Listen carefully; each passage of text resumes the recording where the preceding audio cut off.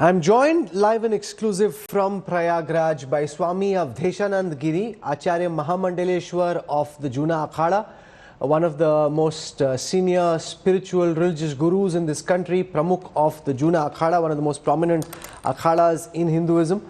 Swami Giri Maharaj ji, स्वागत है आपका इंडिया टुडे पे। तमाम पिछले कई दशक में आपने कुंभ का आयोजन देखा है। बीते जो आपने कुंभ देखे होंगे और इस कुंभ में आपने क्या फर्क पाया ऐसे टाइम पर जब सब इंतजार कर रहे हैं महाशिवरात्रि के आखिरी स्नान का? तमाम जो आपने कुंभ देखे हैं उसके आयोजन में और इस महाकुंभ में क्या फर्क लगा आपको सर?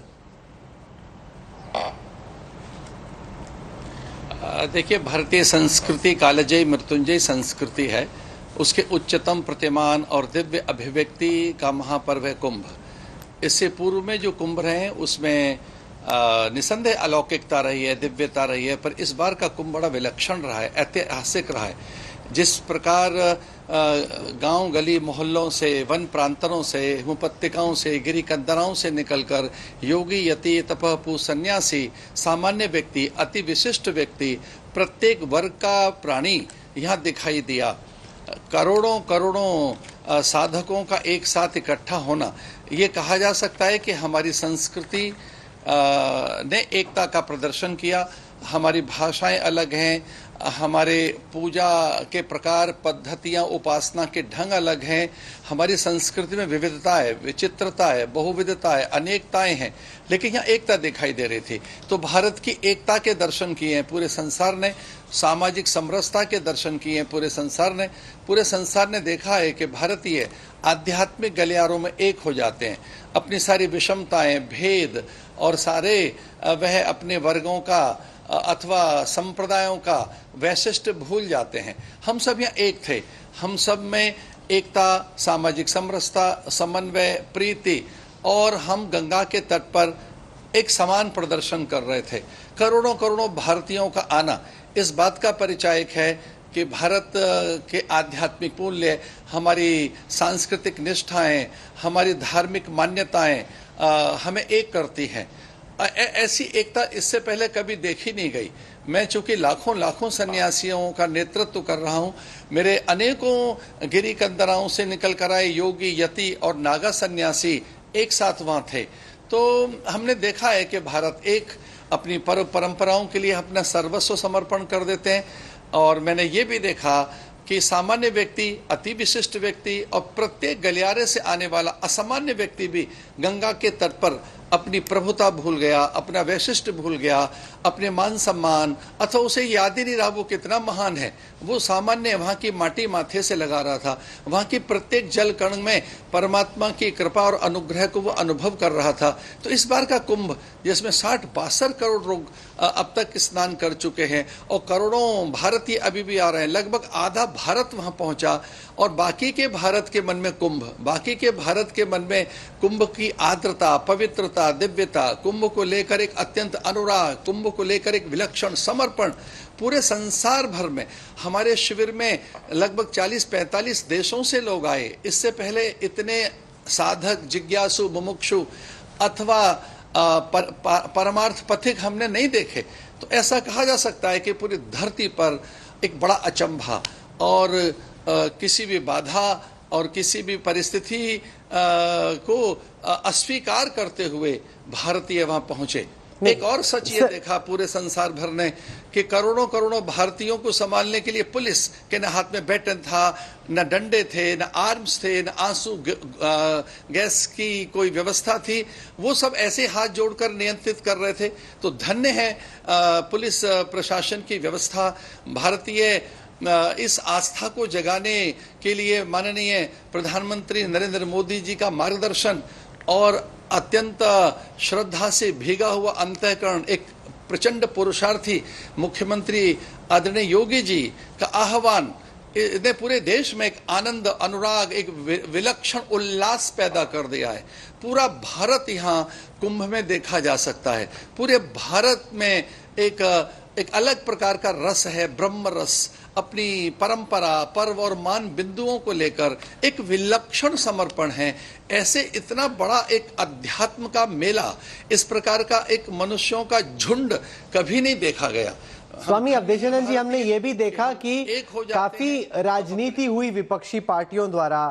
कांग्रेस के अध्यक्ष कहते कि गंगा जी में स्नान करके खाना नहीं मिलेगा, गरीबी नहीं हटेगी, कि सरकार की प्राथमिकताएं गलत हैं, कि ये टीवी के लिए एक तरीके से पब्लिसिटी स्टंट है, कि जो असली दिक्कत है, ममता बनर्जी ने कहा कि मृत्यु कुंभ है, महाकुंभ की वो इज्जत करती हैं, गंगा माँ की इज्जत करती हैं, लेकिन ये मृत्यु कुंभ था। तो यहाँ पे स्टैम्पीड भी हुए, प्रयाग में भी हुए, दिल्ली रेलवे स्टेशन पर भी हुए। विपक्ष की पार्टियों ने जिस तरह से इस पर अटैक किया, उसको आप कैसे देखते? देखिए, उस भीड़ में जो कुछ दिवंगत हुए उनके लिए हमने प्रार्थना की है, और सच में वो एक कष्ट की बात तो थी ही, और उनके लिए निरंतर प्रार्थना की गई हैं।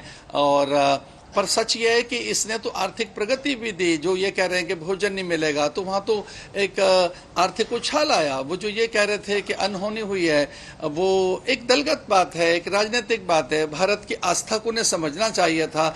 जहाँ तक जल की बात है, तो जल में स्वच्छता है, पवित्रता है, शुचिता है, दिव्यता है। जल के अंदर तो एक विलक्षण एक ब्रह्म रस है, और वो उसमें कहीं कोई अशुचिता नहीं है, अपवित्रता नहीं है, वो सर्वथा कल्याणकारी है।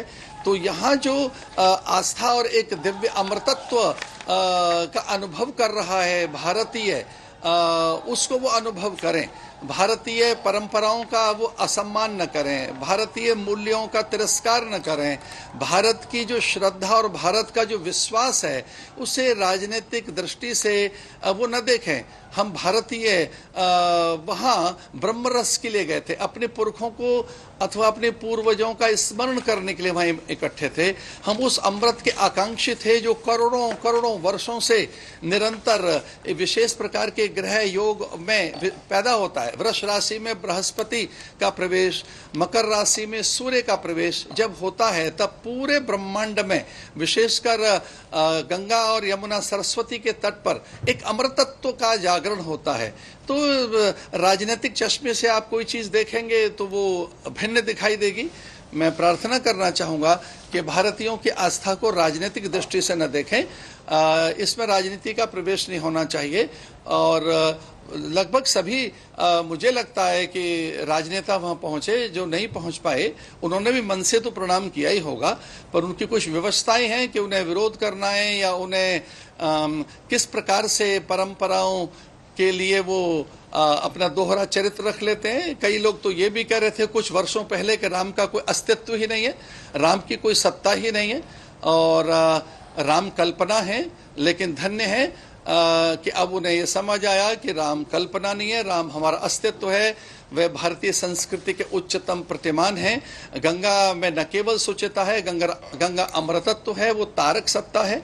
गंगा भ्रम भय और भीतर की अशुभताओं को, भीतर की सभी प्रकार की नकारात्मक प्रवृत्तियों का शमन करती है और व्यक्ति के जीवन में उत्थान लाती है। चहुमुखी व्यक्ति का आपने कहा कि गंगा जी का पानी बहुत पवित्र है। भावनाओं को लेकर कुंभ के ही बीच में सेंट्रल पोल्यूशन कंट्रोल बोर्ड की रिपोर्ट आई, नेशनल ग्रीन ट्राइब्यूनल को दी गई, जिसमें कहा गया कि गंगा जी का पानी संगम के इलाके में स्नान करने लायक नहीं है, कि फीकल कॉलिफॉर्म मैटर जो है उसमें बहुत ज्यादा है और ये पानी इतना प्रदूषित है कि इसमें लोगों को स्नान नहीं करना चाहिए। ये तो सेंट्रल पोल्यूशन कंट्रोल बोर्ड की ही रिपोर्ट में निकल के आया। देखिए, पोल्यूशन बोर्ड कंट्रोल के जो मानक हैं वो हर जगह ऐसे होने चाहिए। भारत में जो इस तरह की जो वैज्ञानिकताएं कभी आकर खड़ी होती हैं, हमारी आस्था के सामने वो बड़ी बौनी है, हमारी आस्था के सामने वो कुछ नहीं है। अरे वहाँ के आप उसका दोबारा परीक्षण तो करें। वहाँ केवल हम गंगा के लिए नहीं गए थे, प्रार्थनाओं के लिए भी तो हैं। वहाँ अपने देवताओं के पूजन अर्चन के लिए, तर्पण के लिए गए। वहाँ पर हम अपनी आस्था का दीप भी जलाने के लिए गए। तो कुछ जल में कुछ न्यूनता भी है, तो वह सारी न्यूनताएं हमारी आस्था के सामने बड़ी बौनी हो जाती है। लेकिन वो इस तरह से भी इतनी ज़्यादा अपवित्रता उसमें कहीं नहीं थी जो बताई गई है। बढ़ चढ़कर जिसे दिखाया अथवा उसका प्रसार किया जा रहा है, ये मुझे मुझे लगता है कि हमारी आस्था, हमारे विश्वास, हमारी गहरी मान्यताएं, हमारी गंगा के प्रति अद्भुत स्वीकृति और समर्पण के सामने वो सारी चीजें बड़ी बेमानी हैं और उन सबका कोई अर्थ नहीं है। लेकिन फिर भी करोड़ों करोड़ों भारतीयों में स्नान कर यह सिद्ध किया है कि कोई न्यूनता भी हमें मान्य है। जरा सी भी कुछ मुझे लगता है कि जल में गुणवत्ता का अभाव है, तब भी वह हमारे लिए कल्याणकारी है। चूंकि हम तर्पण करने गए, हम समर्पण के लिए साथ वहां पहुंचे, हमारा सर्वस्व अर्पण करने की भावना वहां हमारी थी।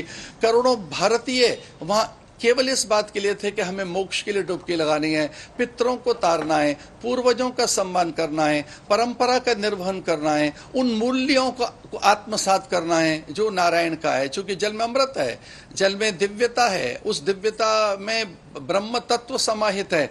तो केवल उस जल की न्यूनता पर ध्यान न जाए हमारा।